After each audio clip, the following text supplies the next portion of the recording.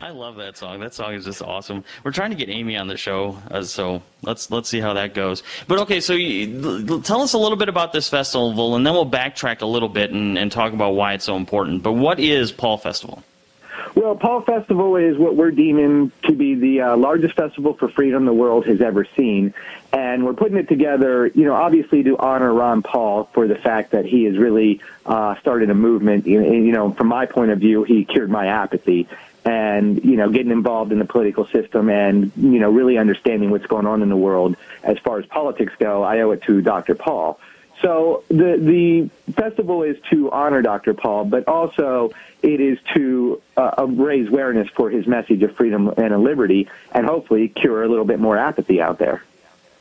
You bring up a very interesting point, and it's what Paul supporters have been trying to convey to those who haven't yet woken up to the truth, and that's the fact that it's really not about the man, Ron Paul, but it's about the message that he represents. I talked to a Ron Paul supporter yesterday who admitted, not really that much of a fan of the congressman in the past, but it's that idea that he represents this return to freedom and liberty that's got their support, and I think that's growing.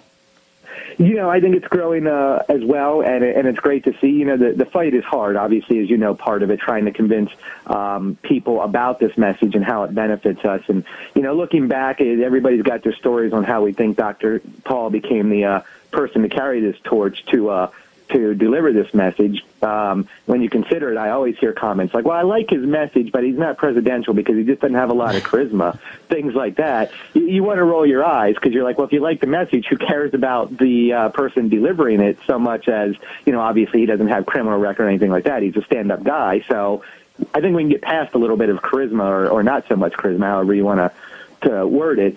But, yeah, the message is there. It's a popular message, as he likes to point out in all his speeches at all his rallies. And I think that's what's showing. When you look at the way his rallies are growing, you start out with 500 people so many years ago, and then you get 1,000, and now we get, 6,000, 7,000 people to his rallies? And I'd imagine Paul Festival, is going to bring anywhere from 80 to 150,000 people to it once it's all said and done. I would love to see 150,000 people at this festival. And you brought up an interesting point again with the charisma issue. We elected charisma before with Bill Clinton. Women around the country said, well, I'm voting for him because he has a trustworthy face and I like his personality. And the same thing is true with George Bush and Barack Obama. I think it's time we get away from charisma for a while and get back to somebody who just wants to do a job. Exactly. Let's get to serious. Let's get to somebody who understands the oath of the office that he's taken there, who understands the job, who's not there to get rich, who's not there to enjoy life off the junkets that are provided by the taxpayers. Somebody who just wants to get back to the basic job description of whatever he's running for office. In his case, for 12 years, it was Congress, and he followed that job description, as far as I'm concerned, to the T. And I have no doubt that he'll do the same thing as president. And I think that's very important when you look at the true integrity of people. You mentioned Bill Clinton, and I think I got to laugh. I'm sure everybody listening got to laugh when you said everybody thought he looked trustworthy, just to find out what happened. And that's what we're getting these days. We're trying to vote for the next American Idol and not the next person who can seriously do the job. And it's a sad thing because we no longer in this race, and you've watched the debates, even the Republican debates, some of the questions are just so dumb and so stupid and have nothing to do with the job description that the person's running for or how they'll handle that job when they get in. And so it's really just in politics today become about who has the best suit. Before we were so rudely interrupted by Tom Petty there, we were talking about this push for freedom, this growing movement in the hearts of people. And there's been a lot said about, the young people are coming to freedom. And that's great, that's true. And that movement is taken off on its own. It's like a wildfire. You really can't stop it. But the other side of that equation that's really starting to get me excited are the older people who are starting to do the same thing. I ran into some, I would say senior citizens, I'm not going to say elderly, but senior citizens, and they all had Ron Paul supporting stickers on the back of their cars too. And I thought, oh, this is when you know it's going to change, because I have an infographic in front of me right now showing that the largest actual voting base isn't really the 18 to 25s. It's those 45s to 55s. Those are the largest percentage of people who come out and vote. And when we can start changing the minds of everybody, whether you're 18 or 80, that's something we need to get behind. And, one of the things that really sparks people and gets them feeling that we can make a change is this run in these series of events where thousands and thousands and thousands of people are joining and attending. And I want you to come to one this August. It's very vital that you make it there. I'm going to be there, so we're going to be broadcasting the show from Florida. Get down there. And we're talking to one of the organizers, Brian Simon. Now, Brian, getting back to the festival itself, because I want to make sure people make it there. How do people find out more about it? When is it going to be? Is there carpooling that's being set up? What's the plan on the logistical side of this thing? Okay, do we have 2 hours? I can lay that all out for you. No, and to start with, I want to mention that the Paul Festival is an all grassroots event. This is not a corporate event. We've got a lot of volunteers. Nobody's paid for this job, and all the volunteers have been people who have done other events for the freedom movement in the past, and it's just a great lineup. I know you are friends with a couple of them on our team, and, I can't speak enough of them. It's so awesome to work with a group of people that is that motivated and that driven to not only see something like this done, but to change the course of history in this country, which is what we intend to do. As far as the festival goes, the details can actually be found at paulfestival.com. And, from there you can find everything you need. We do have a travel committee organized. We have a fancy organization that actually started back in 2008, Revolution Travel Management. And that's headed by Susan Wolf, and she's doing what we call the Ron Boys, which, as you were mentioning, carpool. So if you're looking to get down there and you want to avoid the TSA groping, we have a good, inexpensive way, and it's a fun way to get down there as well. If you go over to the Paul Festival website and you click on the travel and lodging link at the top, you can get all the details there of Ronvoy. And basically how it works is you say you want to ride down the Ronvoy, you give your city that you're in, and they organize carpools, people who rent vehicles, and drive you down there. So that's how it works. And, you can find at under $200, you can get down to Tampa. And now the location, Tampa itself, a lot of people think, well, wait a second, isn't Tampa the same location that the RNC is going to have their convention? I mean, this had to be a fluke. You guys didn't plan on doing an event right before the RNC, did you? Wink, wink. Pure coincidence. No. Actually, it was a big intention to do it right before the RNC. Obviously, we want all of Tampa to be Paul Festival when we get down there.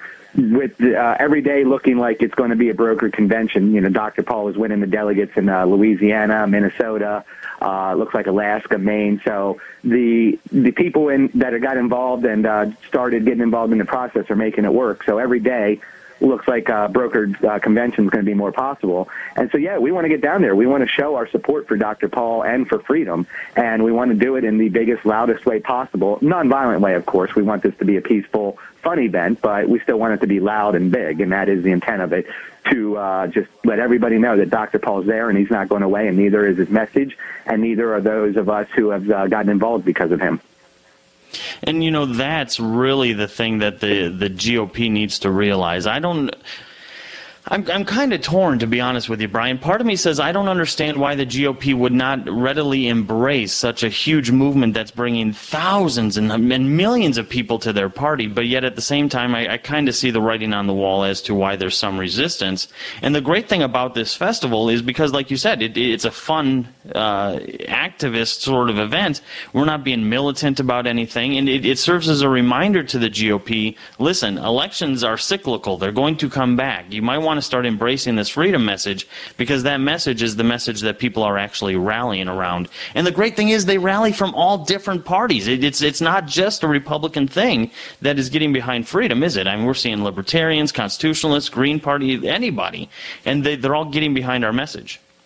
Yeah, exactly. And what's important is that, a lot of the big-name celebrities, a lot have come out in support of Dr. Paul and the message. And usually in the past, when celebrities come out and support a candidate, I usually, get turned off by it, say, okay, I might not watch your next movie.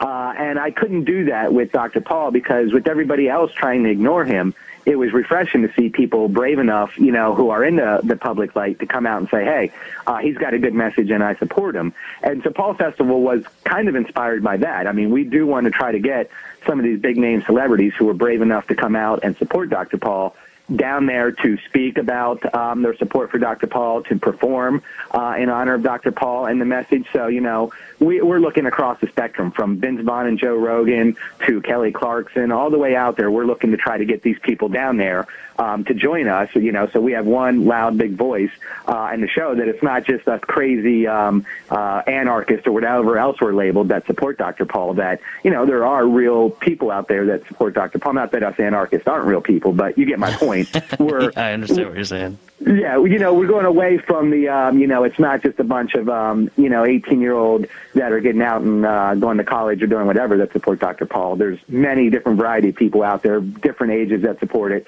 because it's the message, not the person.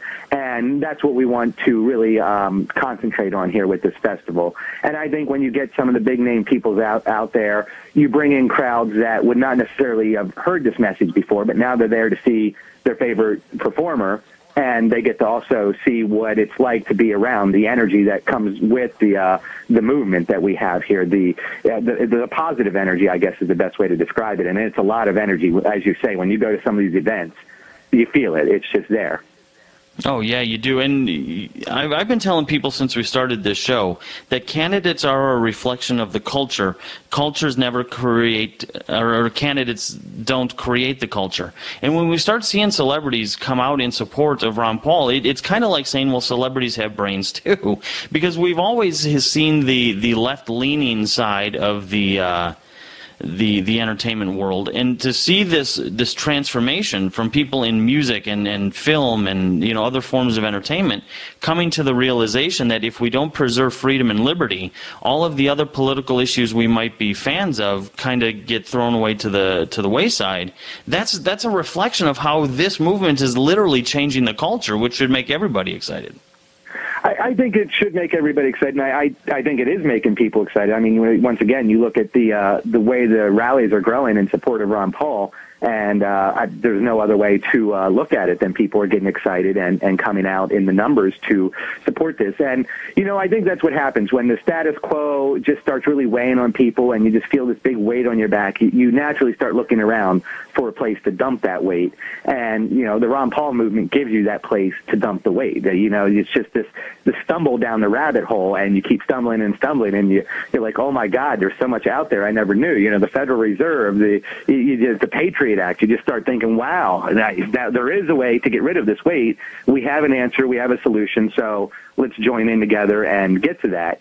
And having these celebrities be part of it, I think, is just very helpful in regards to pointing people to the direction and say, hey, I found a way to get rid of this weight off my shoulder. Here it is. Here's the message. Here's the person delivering it. Come out and check it out. Well, I know there are a number of celebrities who listen to this show because they email me when I'm not on the air, and I want to just urge them, hey, you know what, if you're realizing, too, that it's time you stand up and use your influence to kind of motivate people and let them kind of make themselves aware of this movement and the need to stand up for it, contact us. And matter of fact, we've had 2 since we've started this show already today. We'll be back right after this. Well, there's no doubt the Paul Festival is going to be a fun event. It's going to be full of music and a few speakers. I heard that I'm emceeing a little bit of it. Obviously, we're going to be broadcasting there on Friday, doing a lot of recording. It is going to be a fun event. But make no mistake, it is an event that has a very important message. We find ourselves at a precipice, folks. We are at that edge where we are facing the end of what is really American. When we start losing freedoms, we lose America. And I know, everybody's always told you every election cycle is the most important. And the reason why that's true is because freedom is a living, breathing thing. It is the breath of this nation. And if we lose it and we stop breathing, then we cease to exist. And every year we go through this pattern of lesser of two evils, where we've gotten ourselves to a point now where we're literally regulating ourselves out of freedom and liberty. And it's time we stand up and do something about it. And that's why things like the Paul Festival are so vitally important.